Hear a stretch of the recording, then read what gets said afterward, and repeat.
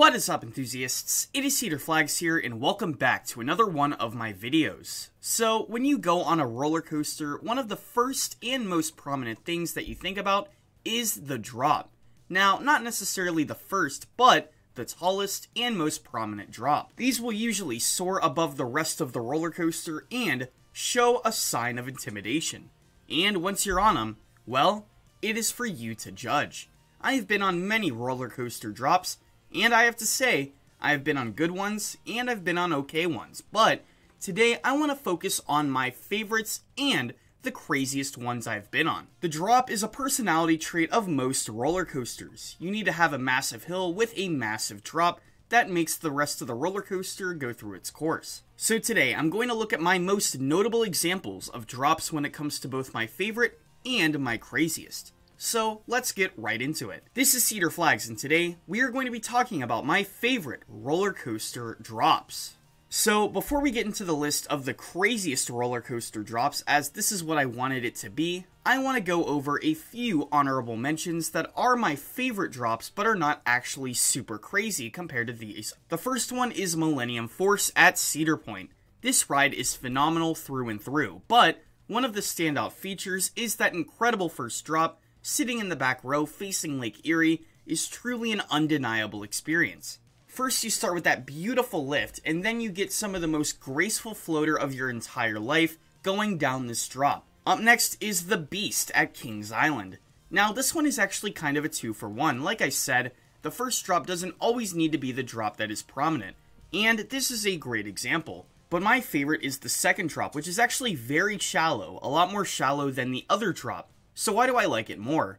Well, to put it simply, it goes into this massive helix. And as you see that tunnel getting closer and closer, the excitement just grows exponentially. Finally, for our good but not crazy drops, let's go to Outlaw Run. This is probably my favorite out of the three that I just mentioned, and that is because of many factors. This is easily one of the greatest views from any park I have ever been to, and undoubtedly, it's probably going to stay up there. Plus, the forces on this ride, I mean, I wouldn't call this drop super crazy, but I would call this drop extremely fun and extremely sustained. Alright, so for the remainder of the video, we are going to look at some of my craziest drops. Now, like I said, my craziest drops and my favorite drops kind of go hand in hand, and I just mentioned the ones that don't fit into this category.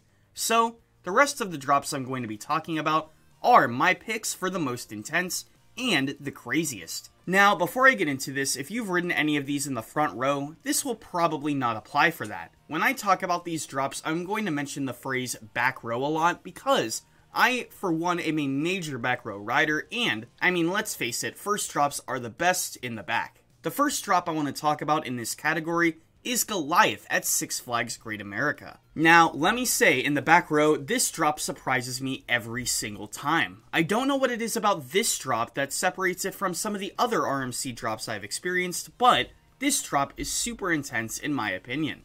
First off, the curve into that drop, I have to say personally, is a lot sharper than it looks. And when you go down that drop into that tunnel, you really just wonder what the heck just happened. Going from Illinois to Pennsylvania, we go to one of the most famous first drops of all time. This is Sky Rush at Hershey Park. Sky Rush is a completely different animal. What basically happens is, when you're on this ride, you go up that massive cable lift hill up to the top, a very quick process. And then, you go down the drop, and you experience a little bit of negative G's. It's all fun and games, until halfway down the second drop, there is a major bump. And this bump makes the drop even steeper and a lot more intense. If you've ridden Sky Rush, you know exactly what I'm talking about. And that first time riding, you go down that drop, oh, it's not really that forceful.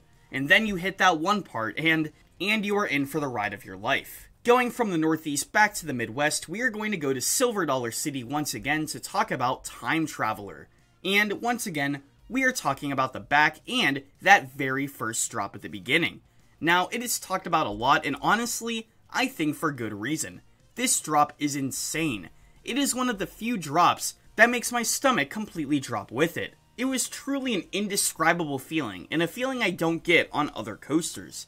That turning aspect with that vertical drop, even to an experienced rider, can be very dizzying. And the fact that all of these rides are different after this drop, well, that just proves how great Time Traveler is as a roller coaster alone. Going to one of my home parks, Cedar Point in Sandusky, we are going to go to Maverick. Now, Maverick is a very unique ride in its own, and was the first of the Intamin Blitz. And let me say, this ride starts off with an absolute bang. At the crest of that hill, you go into a sharp drop which leads you into a 95-degree angle.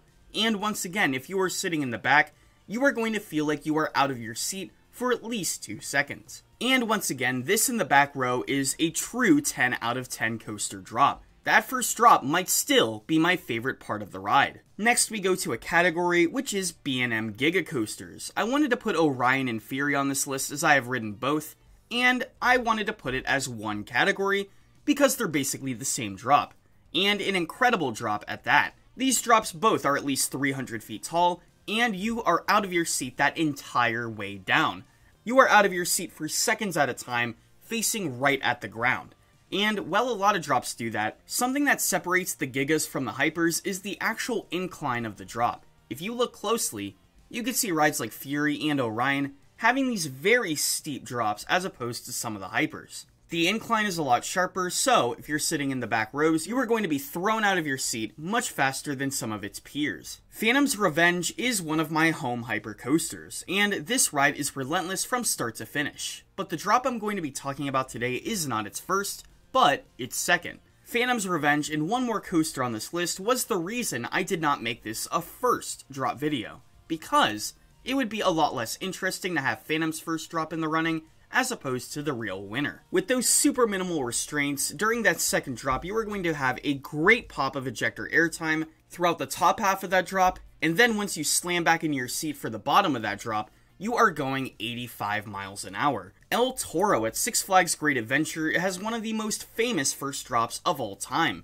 You have that nice left-hand turnaround, and then you go into that massive steep drop that is many people's favorites. Now, this first drop is extremely sustained and extremely intense at the same time. While you are pulling some crazy negative Gs, you are also pulling some crazy whip and laterals going down the drop. And so, if you're at the bottom of that first drop and you think, well, I want to experience that again, well, there's good news for you because the Camelbacks right after give the exact same feeling. Skyrocket at Kennywood is another home park coaster, and I love this ride to shreds.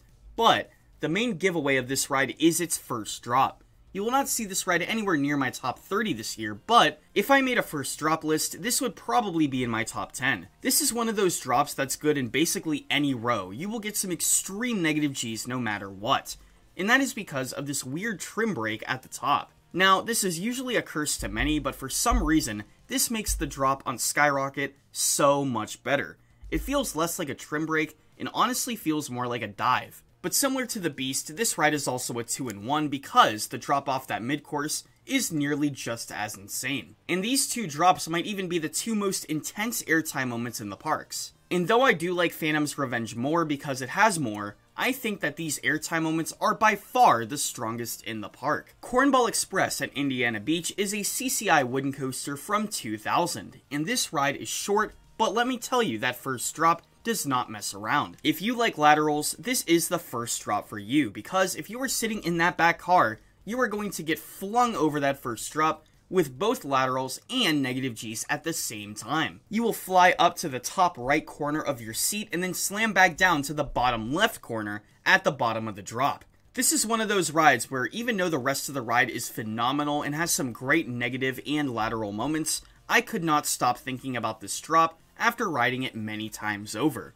This drop truly took the words out of my mouth, and I cannot wait to get back to this ride. Going to Florida, we talk about Iron Gwazi at Busch Gardens, Tampa. This first drop is menacing to look at and, in my opinion, is by far the best RMC drop. This is because of that added degree of steepness and its crazy sharp turn at the bottom. I don't know why, but I gray out every single time I go on this drop, and by the time I'm at that Outer Bank turn right after, I am barely regaining color. And the rest of the ride still delivers an incredible intense experience, but this is the only moment of the ride that could really make me gray out like that. And man, what a gray out that is. And not to mention, the first drop has some of the craziest negative Gs as well. You feel like you are floating the entire way down, and somehow it is more intense than Steel Vengeance, and maybe all of the other RMC drops combined. Going from Florida to New Jersey inside the American Dream Mall, we have TMNT Shellraiser, the other coaster where the drop is not at the beginning. This is actually near the end of the ride after its first section, and a very forceful launch. This drop, you go up into this massive hill, overlook the beautiful New York City skyline, get held over for a few seconds, and then you experience the world's steepest drop. This is actually the only drop on this list that has over-the-shoulder restraints, and honestly, that's just because it's that insane. And going down that drop, you actually feel hang time while you are going on the bottom part of that moment. Like I said, this is the steepest drop in the world at 121.5 degrees. Now we go to a roller coaster that is currently getting remodeled. This is Top Thrill Dragster, the one and only at Cedar Point, and when this existed, this had one of the craziest and most exhilarating launches ever. But the thing I'm going to talk about in this video is the drop. This may be my favorite drop of all time. First off, it's 400 feet. Second off, you only have a lap bar. And 3, you spiral down that drop with some crazy lateral forces. A lot of people don't like the drop on Dragster because of that spiral, but the spiral might actually add to the thrill in my opinion, because you feel like you are out of your seat and less in control, as opposed to a drop like Millennium Force, where you could see everything around you. This is Hydrus at Casino Pier in New Jersey. It's really hard to describe how crazy this drop is, and it's weird to say that this drop is crazy, while some of its clones drops are less crazy, but it's true. This Eurofighter's drop is insane. You crest up the top of that vertical lift and you fly out of your seat, your thighs hitting the seat at a very strong pace. I would honestly say Air Force level crazy. I would personally say it's a lot more intense than the drops on El Toro and Iron Gwazi, but some of the other ones like Skyrush definitely put this for a run for its money. Though if I were to put a favorite drop on this list, I would probably say Top Thrill Dragster and hope that Top Thrill 2 feels the same. Anyways, what are your favorite drops? Let me know in the comments below, and until next time, this is Cedar Flags, and I will see you all later.